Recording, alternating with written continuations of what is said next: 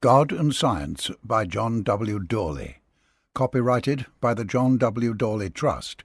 Narrated by Michael Drew. Chapter 9. Jacob. The first 3,000 years illustrate the first 3 days of creation.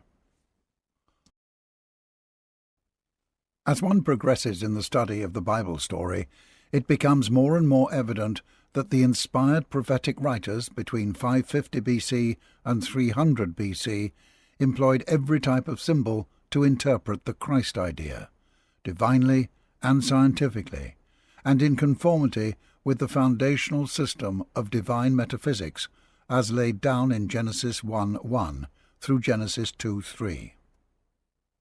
One can see how the first 1,000 years of the Bible record the analysis, exposure, and annihilation of the Adam myth, representing a false material sense of creation, was accomplished through the essential tone of the first day of creation, "Let there be light." That is, intelligent spiritual thought, postulating the nature of God as the infinite intelligence or divine mind, the origin or creator of all true thought and idea. The Noah myth in the second 1,000 years of the Bible record illustrates the tone of the second day of creation. Let there be a firmament. That is, a basic spiritual understanding with which to separate the true from the false. This process of true separation is always the natural outcome of intelligent spiritual thought. Spiritual understanding reveals the nature of God as the only substance or spirit, whereby men can truly say, "It is the Spirit that quickeneth, the flesh profiteth nothing." The third 1,000 years of the Bible record begins with the Abraham, the Jacob, and the Joseph sagas, illustrating the definiteness and identity of the third day of creation. Let the dry land appear. This was the period when Abram was renamed Abraham, Sarai was renamed Sarah, and Jacob was renamed Israel. In Egypt, nothing could succeed in obscuring Joseph's true identity. His spiritual sense was finally recognized, and he was made ruler over all. In this period also, Moses began to name or define God as I Am. The third 1,000 years, in which the understanding of the spiritual idea became definite in every detail, clearly interpreted the nature of God as the one infinite identity, or what the Bible names soul, whereby men can always declare, "He restoreth my soul."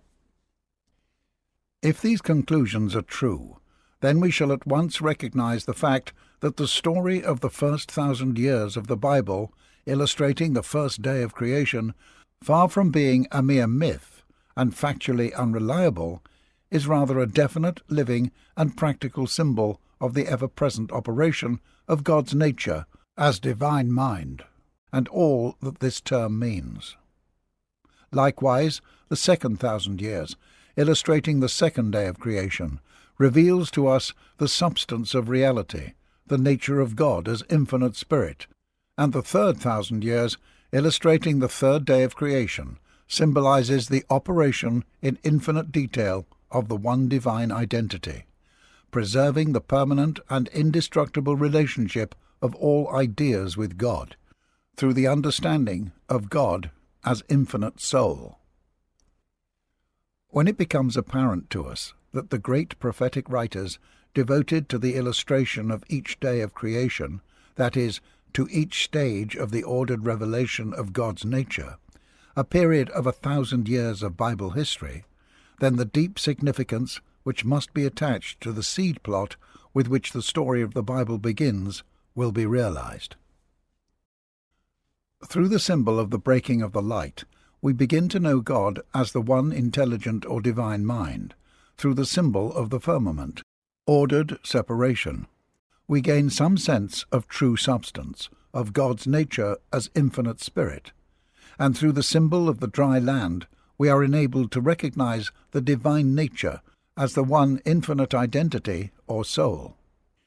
Consequently, our intelligent study of the Bible record is enabling us to understand and to define the divine nature through certain synonymous terms.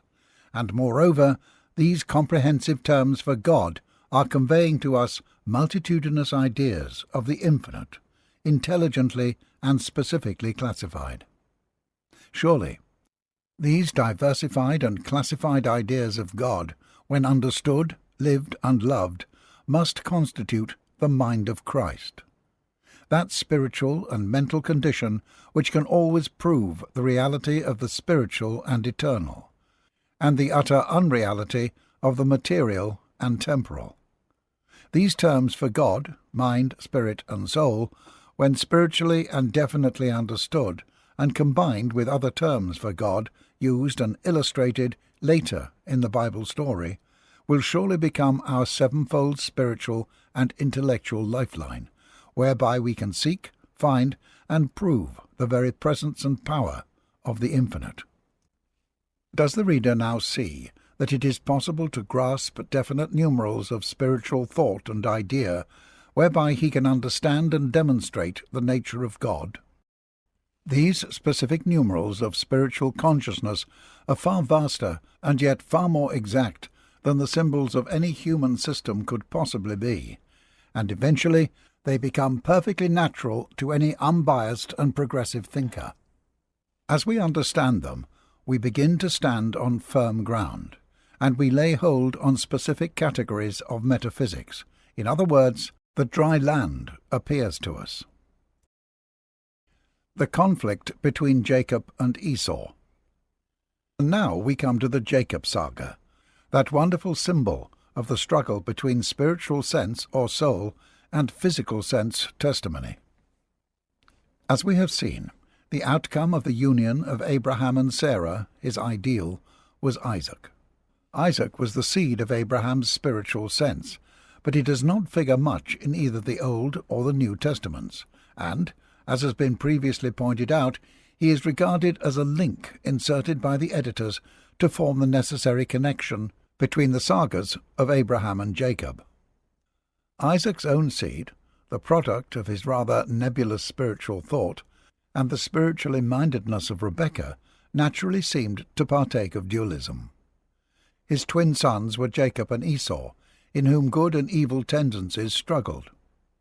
Jacob is an interesting character, a study in contrasts. He was a man of great spiritual longing and resourcefulness, often reaching exalted heights, but at the same time he displayed certain undesirable human defects, such as duplicity and sensualism. Esau was evidently a thoroughgoing sensualist, and yet he possessed some good human qualities. Perhaps he merits what the Laodiceans are said in Revelation to deserve. Because thou art neither cold nor hot, I will spew thee out of my mouth. In this saga it is evident that just as Abraham had to deal with the Lot state of thought, so Jacob had his struggle not only with the Esau state of consciousness, but also with that of Laban, his uncle. His developing understanding of true identity and of man's close and indestructible relationship to God, however, eventually enabled him to win through, and at length to establish the perpetuity of his seed, the permanence of his spiritual attainment, symbolized by his 12 sons. As with Abraham, so was it with Isaac and Jacob. The saving grace of their particular experiences was the spiritual ideal to which each had wedded himself, and so it will always be in the experience of each one of us. In the case of Isaac, it was Rebekah from the first who seemed to understand the dual nature of the situation, even when Jacob and Esau were yet in her womb. She it was who later saw the opportunities which lay ahead for the restless yet progressive Jacob, and the vital necessity of the blessing on the firstborn going to him rather than to the fleshy Esau. In the case of Jacob, he was finally wedded to Rachel, who bore children in fulfillment of a divine promise. Historically, there's no evidence whatever that any of these people ever existed as individuals, though many of the best-informed writers on the Bible believe that the records of these characters and their movements represented the comings and goings of different sections of the Hebrew race. Whether they were actually individuals or whether they symbolized tribes, however, is not of very much consequence. What is of the vastest importance for all time is whether they were specifically and exactly used as symbols by the great writers of the Bible to illustrate the infinite availability and practicality of essential spiritual values. Whether Abraham and Isaac and Jacob ever actually lived is of comparatively little importance to mankind. But if the stories woven round these characters are meant to lead men to understand and to use the eternal now of reality, and so to overcome the temporal and fading delusions of mortality, then they are indeed of the deepest spiritual and scientific significance, not only to the individual, but also to mankind as a whole. Moreover, if this is so, then no time should be lost in instructing men in the proper understanding of the Scriptures. If the education of the future is to be largely concerned with spiritual and scientific fact, and the prospect is grim if it is not, then we cannot awaken too soon to the real significance of these exalted symbols of the Bible and the metaphysical system they illustrate. The first striking incident of the Jacob saga is that of Esau selling his birthright to Jacob for a mess of pottage. Esau despised his birthright, but Jacob, in spite of his duplicity, realized the value of the spiritual. The writer of this epistle to the Hebrews refers to Esau in this way: "Lest there be any fornicator or profane person as Esau, who for one morsel of meat sold his birthright." How often are we tempted, through fear or ignorance, to sell our birthright, our natural spiritual sense, for temporary gratification of the physical senses? Men are constantly selling their birthright, that for dominion over all things, for some transitory material advantage. It was shortly after this incident of the selling of the birthright that Rebekah saved Isaac from conferring the dignity and importance of his blessing on the firstborn Esau, who was manifestly quite unfit either to receive it or to fulfill it.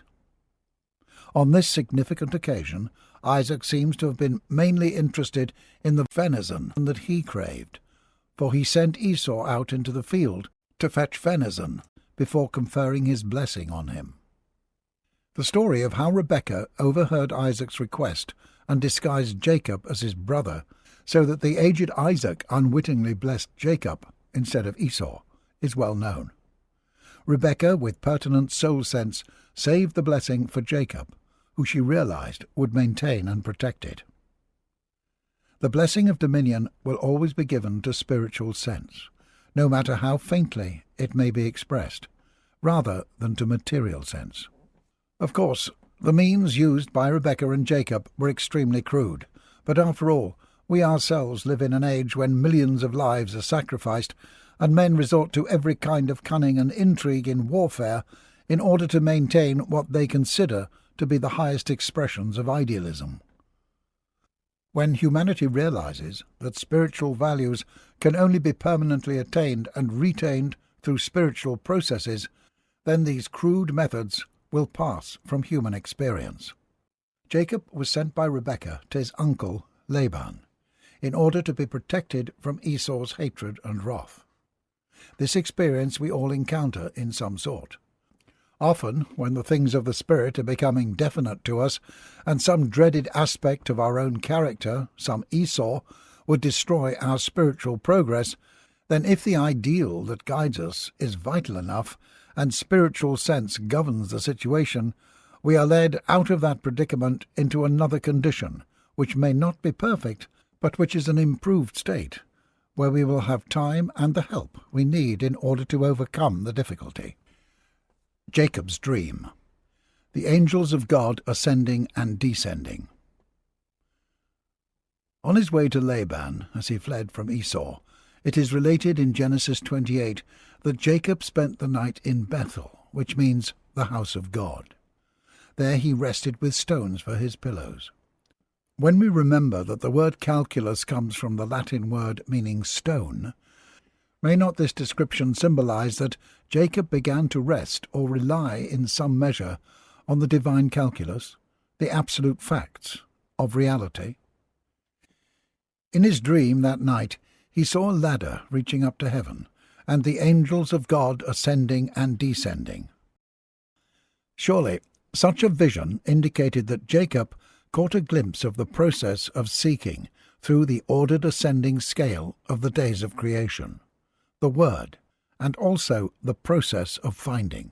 The Christ forever coming to men, forever translating itself to all mankind. The result of his vision or exalted thinking is related as follows. And behold, the Lord stood above it, and said, I am the Lord God of Abraham thy father, and the God of Isaac. The land whereupon thou liest, to thee will I give it, and to thy seed. And thy seed shall be as the dust of the earth, and thou shalt spread abroad to the west, and to the east, and to the north, and to the south. And in thee and in thy seed shall all the families of the earth be blessed. And behold, I am with thee, and will keep thee in all places whither thou goest, and will bring thee again into this land. For I will not leave thee, until I have done that which I have spoken to thee of. Genesis 28:13-15.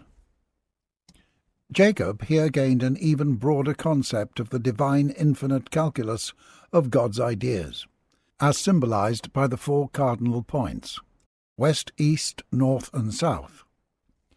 Immediately after this experience, he was able to identify his ideal in some degree as Rachel, and this is beautifully portrayed in the story of their meeting at the well in Haran, where Laban dwelt.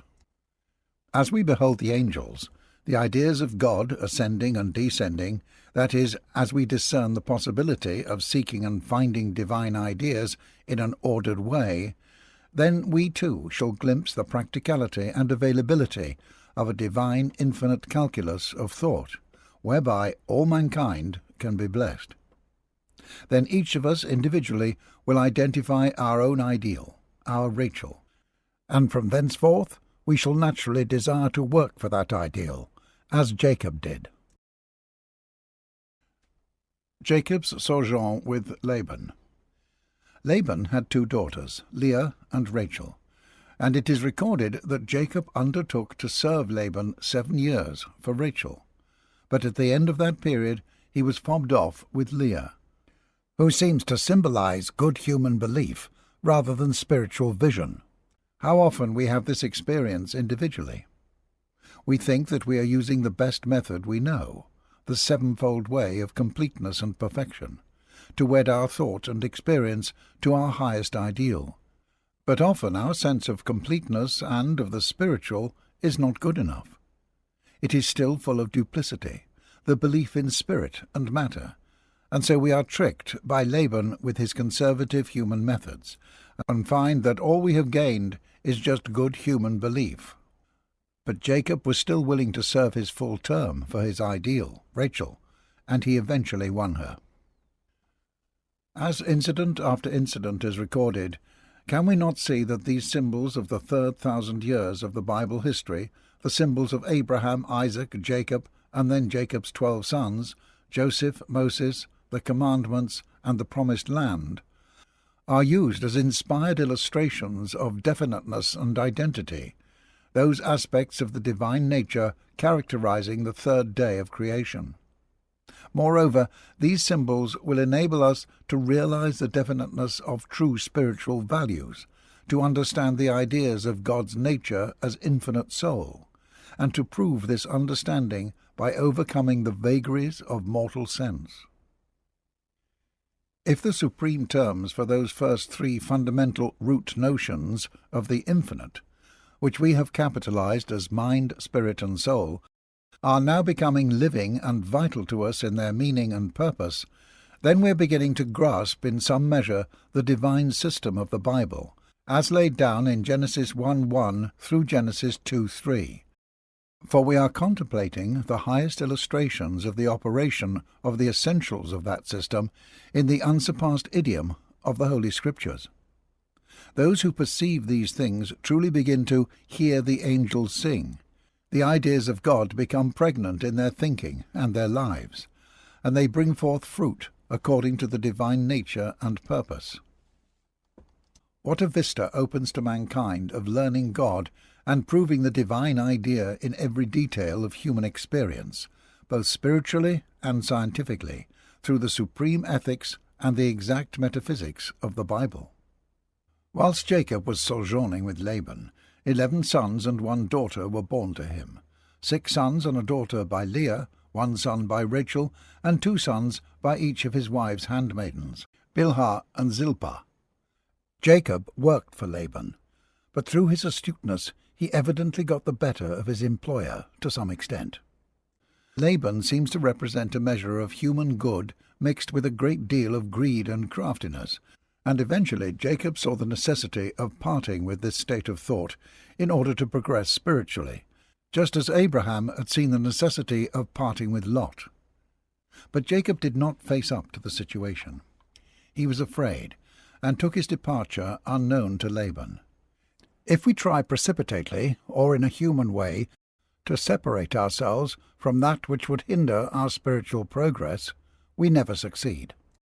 Sooner or later, we have to come to grips with the problem and work it out naturally and harmoniously. So Laban followed Jacob, even as our difficulties pursue us, until dealt with on a spiritual basis. Finally, Jacob faced the situation and dealt with it so successfully that even Laban was glad to make a covenant of peace with him. And Laban answered and said unto Jacob, Now therefore come thou, let us make a covenant, I and thou, and let it be for thy witness between me and thee. And Jacob took a stone and set it up for a pillar. Genesis 31:43 through 45. Again, the stone. It symbolizes that Jacob set up in his thinking the standard of the infinite calculus of exact spiritual understanding. Humanity will never be able to solve its problems of division and separation caused by greed and fear until it too sets up a stone, until it accepts the uses of the divine infinite calculus of God's ideas, through which all problems can be reasoned out spiritually and scientifically. Jacob's struggle. After this experience with Laban, Jacob determined that the time had come to deal with his fear of Esau, which had arisen out of Esau's hatred and jealousy. He knew that he had to meet Esau, but before he could face doing so, Jacob realized that he would have to rise in thought to a higher sense of all that constituted the real identity of true manhood, that he would have to put off the false mortal sense of manhood with its fear, deceit, and sensualism, and realize man's true selfhood as God's idea, spiritual and perfect. To do this was his struggle, and it was a struggle in Jacob's own thinking, to decide whether in future soul sense or the testimony of the physical senses should govern him. This is the constant struggle that we all have, and until we honestly enter the arena of the conflict between the temporal or mortal and the eternal or immortal, we are never ready to meet the Esau's of our own lives. Ultimately, we shall find that every worthwhile experience that comes to any one of us comes as the result of exalted thinking, and all that comes to each one of us by way of sin, disease, or death must be the outcome of mortal thinking. The issue is always in our own thinking, and the only safe and certain basis of thought is what the Scriptures describe as the mind of Christ, exact and exalted spiritual understanding. If a man seeks to gain positive ideas of any worthwhile subject, his success is always dependent upon himself and upon his own understanding of the subject. Hence, one with God in every warfare is a majority, for salvation is primarily an individual matter. The angel who appeared to Jacob as he struggled, and who smote the sinew or strength of his mistaken sense, was his own inspired vision of God and of man's true relationship to God. At the brook of Jabbok, Jacob wrestled with and overcame his own faith in mortality, which always induces fear and sensualism. Finally, he realized some measure of man's true identity as the idea of infinite soul. And then his name was changed. He was no longer to be called Jacob, contender, but Israel, a prince of God. Now he was ready to meet Esau face to face, even if he still felt a certain amount of fear and trepidation. Would any of us have the vision and courage today to go forward in the miasma of mortality, if we were not in some measure conscious of the eternal safety of soul, which always says to us as we struggle, "Underneath are the everlasting arms"? We may not define it in this way, but the fundamental facts of the infinite are always expressing themselves, and men catch their tones whether they realize it or not. Jacob did eventually make his peace with Esau, but even after that he would not associate himself and his household, his ideas, with Esau's. When we have risen to a higher point of spiritual development, we may be able to say to certain past human conditions, as Jacob virtually said to Esau, "Go in peace," but we are no longer content to associate our spiritual desire and growth with those conditions. After his meeting with Esau, Jacob returned to Bethel, and from the record of chapter 35, it's evident that his inspired sense of God and of the definiteness of the divine nature rose still higher. Now he realized even more clearly that as God's idea he no longer had to strive, but that he was indeed Israel, a prince of God. As the ordinary individual gains the true spiritual and scientific sense of God as the infinite soul, he too will be able to leave his Jacob sense of striving and will inherit the name Israel. He will possess the authority of definite spiritual sense in dealing with the problem of mortality.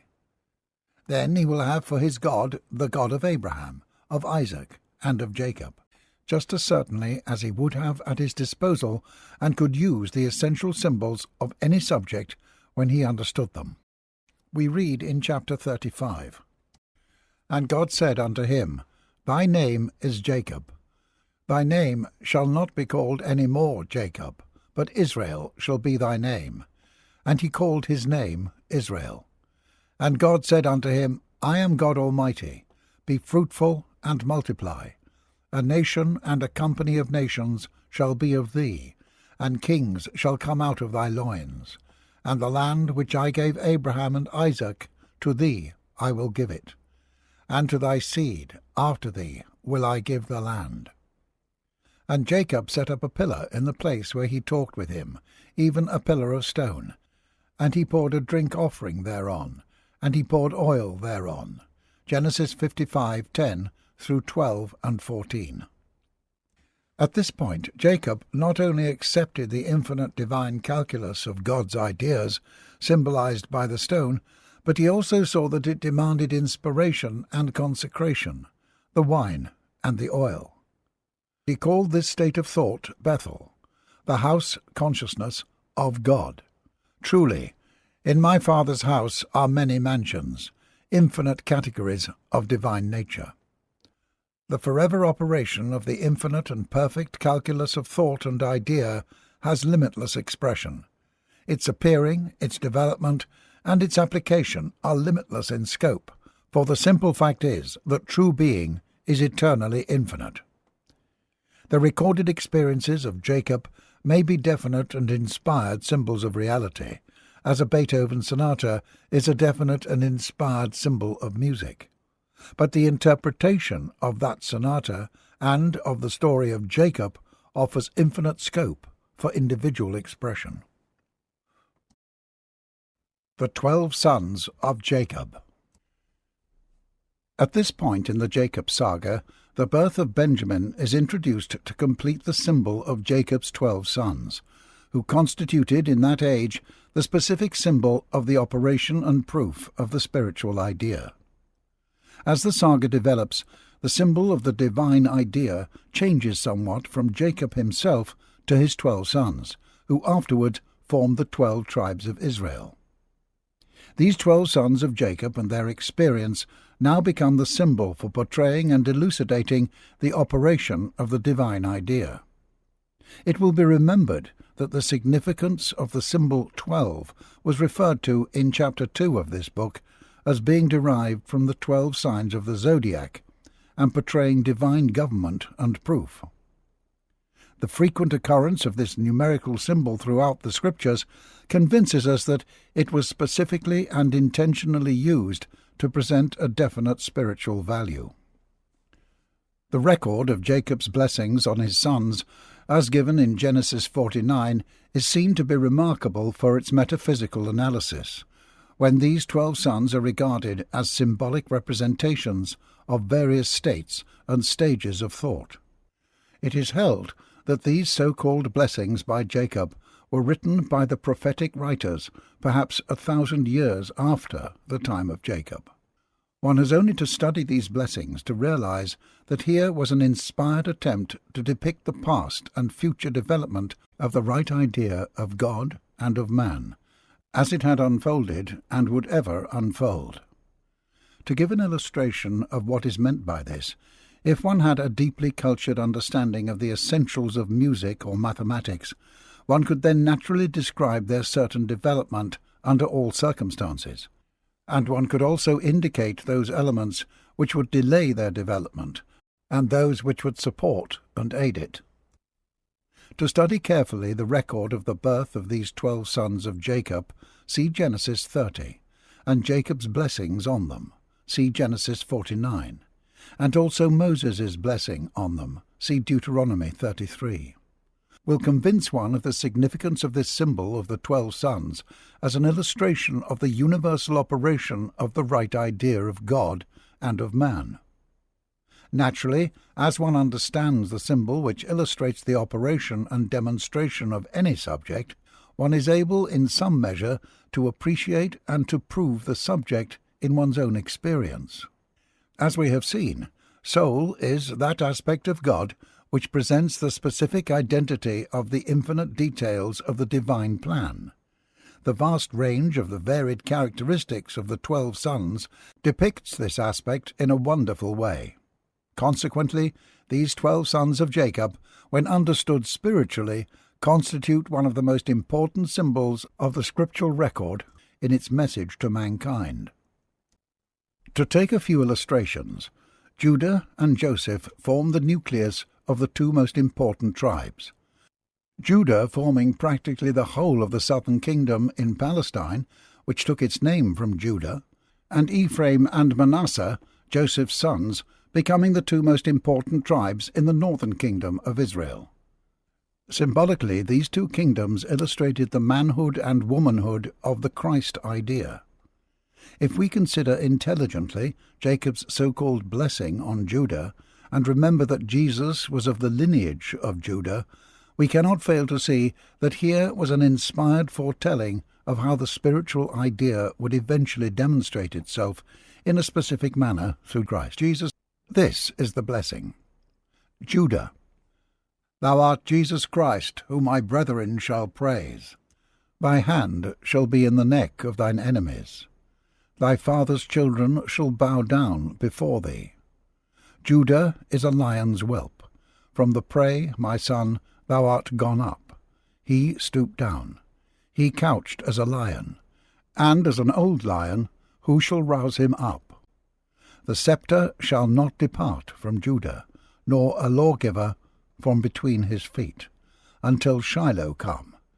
And unto him shall the gathering of the people be. Binding his foal unto the vine, and his ass's colt unto the choice vine, he washed his garment in wine, and his clothes in the blood of grapes. His eyes shall be red with wine, and his teeth white with milk. Genesis 49, 8-12. And now consider the blessing on Joseph, who was one of the last of the sons. Joseph is a fruitful bough, even a fruitful bough by a well, whose branches run over the wall. The archers have sorely grieved him, and shot at him, and hated him. But his bow abode in strength, and the arms of his hands were made strong by the hands of the mighty God of Jacob. From thence is the shepherd, the stone of Israel. Even by the God of thy father, who shall help thee, and by the Almighty, who shall bless thee with blessings of heaven above, blessings of the deep that lieth under, blessings of the breasts and of the womb. The blessings of thy father have prevailed, above the blessings of my progenitors, unto the utmost bound of the everlasting hills. They shall be on the head of Joseph, and on the crown of the head of him that was separate from his brethren. Genesis 49:22 through 26. As we have already pointed out, our world today is becoming acutely aware of the fact that God is not merely a male being, but must of necessity be father, son, and mother. Who could read the so-called blessing on Joseph and fail to see the motherhood and the womanhood stressed in that blessing, and the rich attainment that flows from such a state of thought? A fruitful bough by a well, whose branches run over the wall? We need that motherhood and womanhood.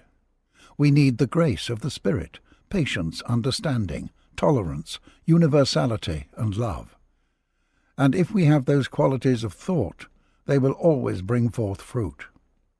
If Abraham had not in his day some concept of the motherhood of God, he could never have had an ideal, symbolized by Sarah, nor could he have seen the fruit of union with his ideal in the birth of his son Isaac. Just so with Jacob and his 12 sons. The fact is that a sense of the motherhood of God is the very highest conception of God, and this is being recognized in our world today, because the development of the right idea of God and of the true man has never continued to progress, in spite of every human vagary. When Rachel gave birth to Joseph through the grace of inspiration, it's recorded that she perceived that yet another son must be added to her. See Genesis 30:24. This indicates that before the recognition of God's true nature as divine motherhood can be attained fully, either individually or collectively, something else must be added in thought. Benjamin was this son who was added. Rachel gave birth to him after Joseph, and he was brought forth through anguish. His birth is recorded thus: As they journeyed from Bethel, and there was but a little way to come from Ephrath, and Rachel travailed, and she had hard labour. And it came to pass, when she was in hard labour, that the midwife said unto her, Fear not, thou shalt have a son also. And it came to pass, as her soul was departing, for she died, that she called his name Benoni, but his father called him Benjamin. And Rachel died, and was buried in the way of Ephrath, which is Bethlehem. Genesis 35:16 through 19. Benoni means son of sorrow, but Benjamin means son of my right hand. That which had to be added was the willingness and the ability to give up a mortal sense of things, and thus reap the blessings of pure spiritual power. In the Bible, hand is used as a symbol of power. Jacob's blessing on Benjamin, his youngest son, reads thus: Benjamin shall ravin as a wolf. In the morning he shall devour the prey, and at night he shall divide the spoil. Genesis 49:27. Paul indicates the necessity of the Benjamin state of consciousness, the casting away of a mortal sense of things, when he states, Let no man deceive you by any means, for that day shall not come, except there come a falling away first, and that man of sin be revealed, the son of perdition, who opposeth and exalteth himself above all that is called God, or that is worshipped, so that he, as God sitteth in the temple of God, showing himself that he is God, for the mystery of iniquity doth already work. Only he who now letteth will let, until he be taken out of the way. And then shall the wicked be revealed, whom the Lord shall consume with the spirit of his mouth, and shall destroy with the brightness of his coming.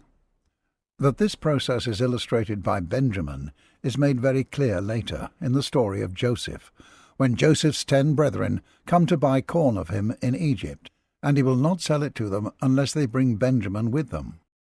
Joseph, the symbol of womanhood, saw that without Benjamin, the giving up of a mortal sense, there could be no renewed affections, no satisfaction, and no fruitfulness. Our world will have to face the same fact, namely that it cannot worship both spirit and matter, the real and the unreal. When it faces this fact and is willing to give up the material and to seek only the spiritual, earnestly and intelligently, and so overcome mortality in a scientific and Christian way, then the Joseph and the Benjamin of metaphysics will come into operation, and will ultimate in that fulfilled state of spiritual demonstration indicated by the 12 sons of Jacob, the 12 tribes of Israel, the 12 apostles, and the 12 gates of the city foursquare. Scientific truth will then be understood and applied to those qualities of the carnal mind, which are today robbing and despoiling human reason and human welfare. Symbols of the eternal revelation. The reader will remember that the claim the author of this book is making is that the illustrations of significance in the Bible record, and especially in the Old Testament, are inspired attempts to symbolize definitely and in accord with the invariable design laid out in Genesis 1:1 through Genesis 2:3, the infinite and perfect nature of God and of the true man, the spiritual man, God's idea. We are today witnessing the revelation of the highest aspect of God's nature as Father, Son, and Mother. We are also witnessing, slowly but surely, the developing sense of the fact that the approach to God must be both spiritual and scientific. This has always been recognized in a degree, though perhaps it could not be fully acknowledged before the scientific era. In spiritual reality and in science, however, there is only one time, and that is eternity, the eternity of infinite reality. Moreover, there is only one place, the ever-presence of the divine and infinite one, in whom we live and move and have our being. Consequently, it is scientifically and demonstrably true that the kingdom of God is within you, and that the kingdom of God is at hand. The author trusts that the reader of this book is even now beginning to feel the divine impulsion of these spiritual and scientific facts, and that the biblical symbols will lead him still further in this vast subject. Does Noah now begin to live to the reader as a symbol of every man's ability to understand spiritual reality in a specific way? Does he begin to feel that Abraham, Isaac, Jacob, and so on are not just biblical characters, but symbols of stages of consciousness, forever indicating the scientific way of dealing with any situation? Does he see how the Jacob saga continues to illustrate for all ages the definite identity and availability of all divine ideas and man's specific and permanent relationship to God? Without the spiritual and metaphysical understanding of these pregnant symbols, the Bible can only be an enigma to the ordinary man. For the primary purpose of the Bible was to symbolize the way of salvation and its eternal nowness. So mankind, individually and collectively, must learn to understand and prove the infinite realities of the divine nature, not only as they appeared to Abraham, to Isaac, and to Jacob, but also to the prophets, to Christ Jesus, to Christianity, and throughout eternity. There cannot be a stopping point to the revelation and understanding of the infinite. The problems of today need the vision of today, and that vision must be spiritual, exact, scientific, and demonstrable. The manna of yesterday will not meet the difficulties of today. There must be constant and specific development in spiritual matters. Jesus foretold this in his promise of what is known as the Divine Comforter, the forever development of the Spirit of God to men. We have considered, in the last 2 chapters, the ordered and definite stories of Abraham, Isaac, and Jacob in the 3rd period of Bible history, culminating in the story of the 12 sons of Jacob, later to become the 12 tribes of Israel. Surely in that age the dry land was appearing, and the 3rd day of definiteness and identity was being made manifest, to become a specific numeral of infinite and inspired thought to all mankind forever. Thus Abraham, Isaac, and Jacob still live, and will forever live, even in our scientific age, and will always reveal some measure of the divine nature to those who seek it sincerely and intelligently.